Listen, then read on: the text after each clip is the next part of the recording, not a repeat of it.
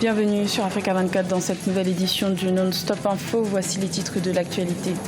La mise en service de la raffinerie de pétrole de l'homme d'affaires nigérian Aliko Dangote devrait connaître un léger retard. L'infrastructure annoncée pour 2019 ne sera pas opérationnelle avant 2020 à cause notamment de problèmes d'importation d'équipements. Une crise alimentaire plane au-dessus du Zimbabwe. Le pays compterait près de 5 millions de personnes qui auraient besoin d'aide alimentaire.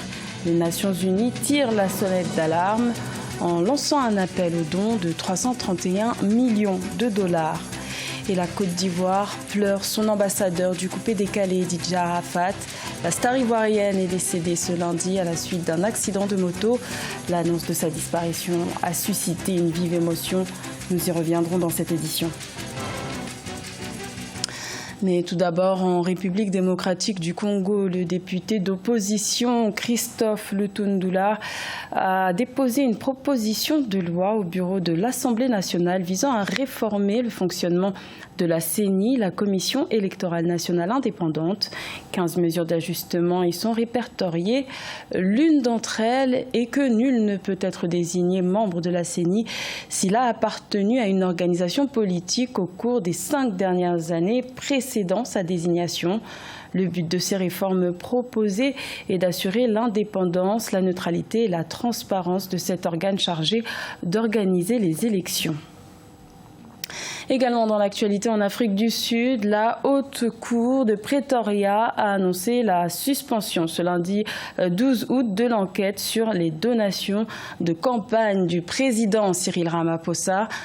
Comme réclamé par ce dernier, le chef de l'État est accusé par l'agence anticorruption d'avoir menti au Parlement à propos des donations reçues lors de son élection à la tête de l'ANC en 2017. Des allégations qu'il nie. Aujourd'hui, des soupçons de corruption planent toujours à la tête de l'État, chose que les Sud-Africains espéraient oublier en tournant la page de l'ère Jacob Zuma. Au Nigeria, la raffinerie de pétrole de l'homme d'affaires Aliko Dangote devrait connaître un léger retard en ce qui concerne la date de livraison finale. Cette infrastructure, estimée à environ 14 milliards de dollars, devrait produire ses premiers litres de pétrole entre 2000 et 2022 au lieu de 2019 comme initialement prévu. Les explications de Philomène Tiné.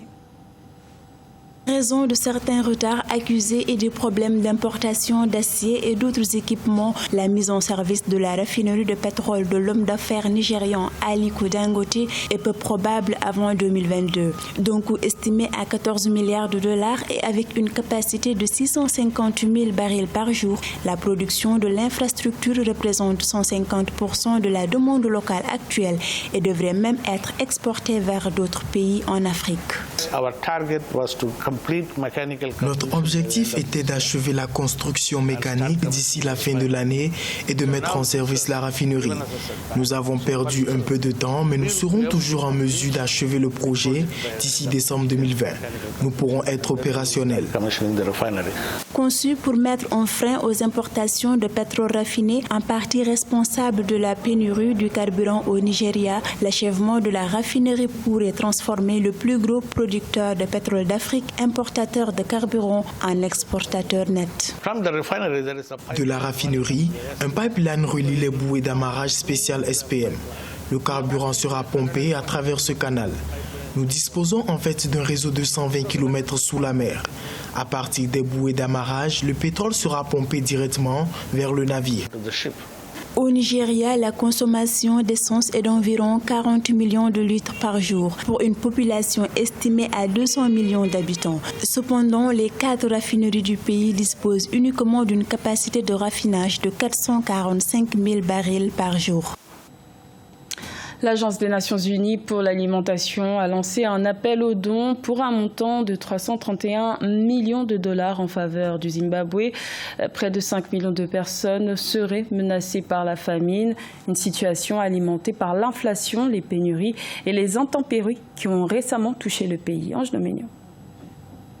Le Zimbabwe risque de connaître une grave crise alimentaire. Selon l'Agence des Nations Unies pour l'alimentation, environ 5 millions de personnes, soit un tiers de la population zimbabwéenne, ont besoin d'une aide alimentaire et au moins la moitié d'entre eux sont au bord de la famine.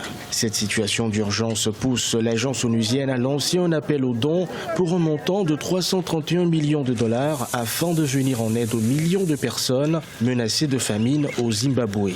La conjoncture économique, plus les faibles pluies et globalement le changement climatique sont à l'origine de l'urgence humanitaire, de l'urgence alimentaire dans laquelle beaucoup de personnes se retrouvent. La première réponse, c'est d'abord, de manière urgente, participer à la levée de fonds qui a été décidée par les acteurs internationaux. Ancien grenier à céréales de l'Afrique australe, le Zimbabwe est plongé depuis près de 2 décennies dans une grave crise économique et financière qui s'est traduite notamment par des pénuries régulières de denrées de première nécessité comme la farine, le pain ou l'huile. Il faut se lancer massivement dans l'agriculture. C'est aussi un axe de travail qui est important. Ensuite, il faut travailler à l'autonomisation des femmes et des jeunes. Je pense ici au dispositif harmonisé de prestations sociales, soit réactivé pour qu'il permette de venir en aide à la population. Les dons devraient aussi permettre de répondre aux besoins humanitaires des victimes du cyclone Idai qui a frappé une partie de l'est du Zimbabwe plus tôt cette année. Le cyclone, qui avait aussi balayé le Malawi et le Mozambique, avait touché 570 000 Zimbabwéens et fait 50 000 déplacés dans le pays. La Côte d'Ivoire et le monde de la musique en général est sous le choc après l'annonce du décès de l'ambassadeur du coupé-décalé DJ Arafat qui a succombé ce lundi à ses blessures après un accident de moto. La star ivoirienne de 33 ans laisse derrière lui ses fans orphelins de leur icône. Reportage de notre correspondant Olivier Conan. Décès ce 12 août à Abidjan de l'artiste DJ Arafat dans un accident de la circulation au quartier de la 7e tranche à Cocody, les 2 plateaux. De son vrai nom, Ange Didier Ouon, DJ Arafat est l'un des artistes chanteurs les plus en vue de Côte d'Ivoire. Adepte du coupé décalé, il bénéficiait de l'estime de très nombreux mélomanes qu'il avait baptisé la Chine du fait de leur grand nombre. Surnommé Yoruba, le Daishikan, il avait le chic de créer des concepts qui accrochaient le public. Pour ses fans, la nouvelle est terrible. On a fait le tour à la polyclinique, ensuite à Evocep. Nous sommes là, après on va aller chez lui. Vraiment, nous sommes anéantis. Vraiment, on ne s'attendait pas à ça. C'est un choc pour nous. En fait, on ne comprend pas. C'est difficile à accepter et on refuse même d'accepter. On ne comprend pas. C'était notre idole. On l'appréciait. Vraiment, on est tous découragés, anéantis. Voilà, c'est tout ce que je peux dire pour nous. En attendant ses obsèques, les fans de DJ Arafat lui rendent déjà hommage sur le lieu de l'accident. Jette de fleurs et recueillements témoignent de l'importance de l'artiste. Arafat, c'est l'icône de toute une génération. Pour nos enfants, pour tout ce qu'il a fait pour la Côte d'Ivoire. Il a représenté la Côte d'Ivoire partout en Afrique. Et comme il le dit lui-même, la Chine, c'est la Chine. Il a trop fait pour nous. Que Dieu ait pitié de son âme qui repose en paix. Dans un raf en Guinée équatoriale, on nous avait arrêtés. Lorsqu'on a dit le nom de DJ Arafat, les gens nous ont libérés selon son nom.